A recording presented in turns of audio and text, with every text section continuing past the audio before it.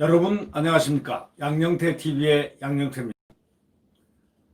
문재인 대통령이 이런 얘기를 했습니다. 이런 부동산의 문제가 심각한 상황에서 문 대통령이 뭘 지시를 했냐면요. 집값을 감독하는 기구를 둬라. 여러분 집값 감독하는 기구 들어본 적 있습니까? 자유민주주의 국가에서 이런 걸 한 적이 있습니까? 대통령이 집값을 감독하라는 겁니다.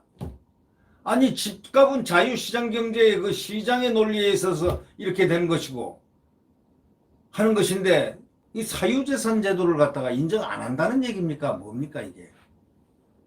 이걸 갖다가 이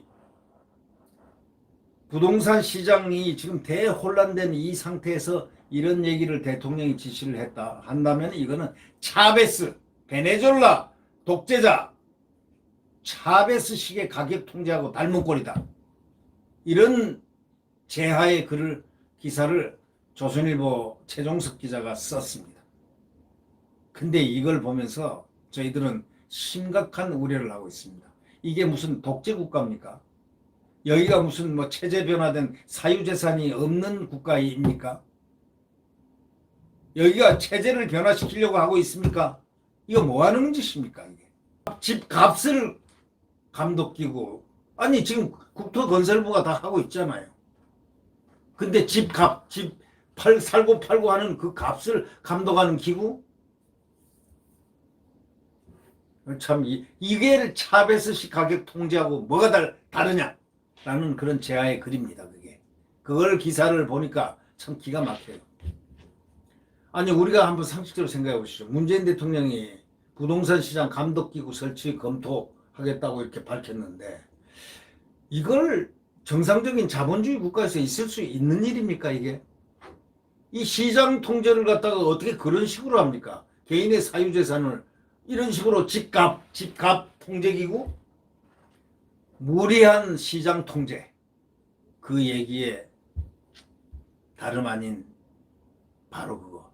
그래서 차베스식 베네수엘라 차베스식 소위 통제가 나오고 있는 것이냐. 그런 가격 통제를 닮은 꼴이다. 이렇게 지금 얘기를 하는 겁니다. 부동산 감독기구의 구성이라든가 운영 방식 등에 대한 그 궁금증이 증폭되고 있습니다. 지금 국민들이. 문 대통령 부동산 대책의 실효성을 위해서라고 설명했지만 세계에서 비슷한 사례를 찾기가 어렵습니다. 주택정책 총괄하는 국토교통부 산하의 차관급 감독기관을 신설하는 방안을 검토 중인 것으로 이렇게 알려졌는데 아니 국토교통부 산하에 집값을 통제하는 그런 집값 통제 기구를 설치한다? 집값 감독기구? 집값을 어떻게 감독을 합니까? 현재 국토부의 그 국세청, 금감원 등에서 파견된 15명 안팎의 조직을 70 내지 80명 규모로 키우고 차관급 인사가 총괄한다는 방안으로 검토되고 있다는 겁니다. 시장이나 국민 반발을 고려해서 기관 이름에는 감독이라 말을 쓰지 않을 가능성도 있다는 것입니다. 눈 가리고 아웅하는 겁니다. 만약 그게 되놓으면 이 대한민국 뒤집어집니다. 지금. 그걸 잘 모르는 거죠. 부작용이 어떻게 나타날 거라는 걸 이 사람들은 잘 모르는 것 같습니다. 정부 안팎에서는 공무원 자리만 잔뜩 늘린 채 업무 효율은 그대로일 가능성이 크다라는 우려가 나옵니다.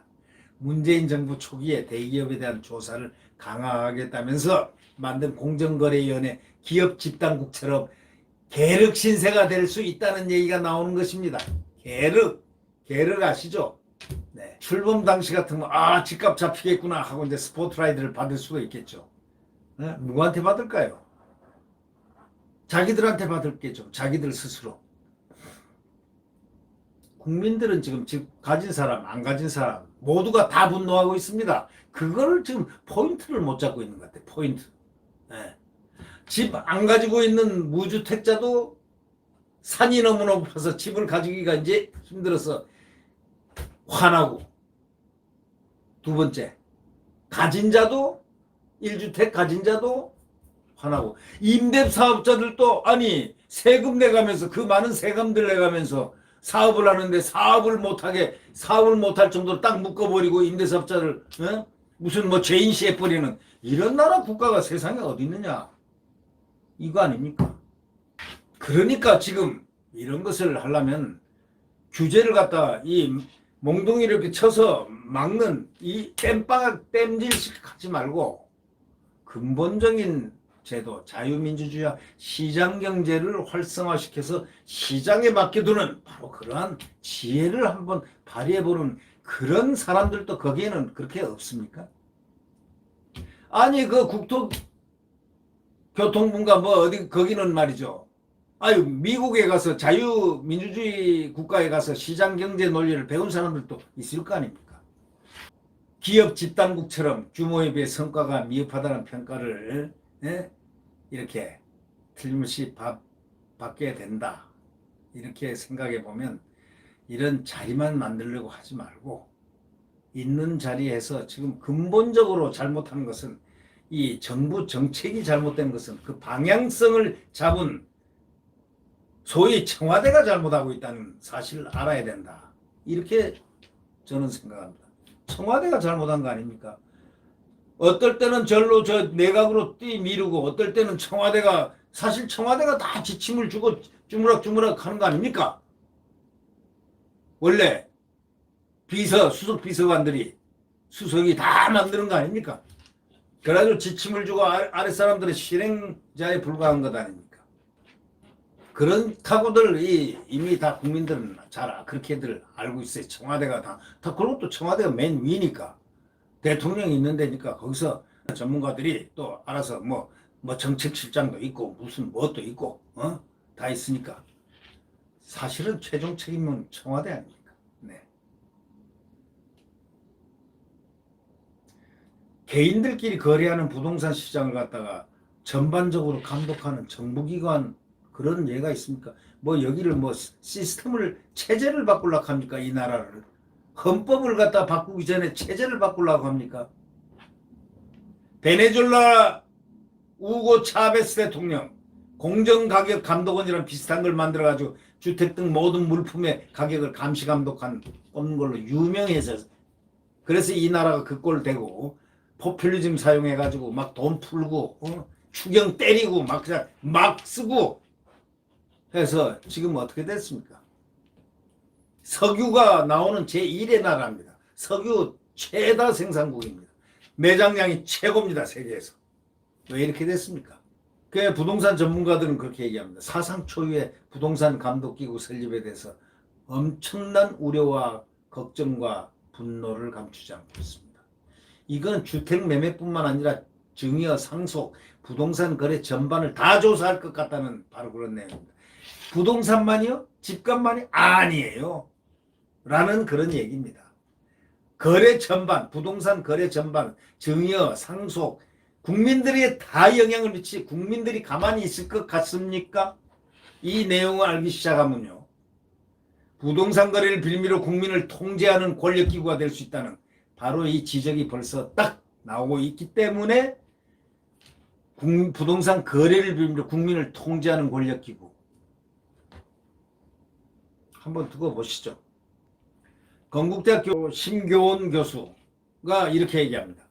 감독기구가 실제 출범하면 부동산 시장이 위축되고 거래가 급감한다. 단기적으로는 주택시장이 안정된 것처럼 보이겠지만 장기적으로는 갈 곳 없는 돈이 쓰나미처럼 몰리면서 부동산 가격을 더 올리고 폭등시킬 수 있다. 이렇게 말했습니다. 자,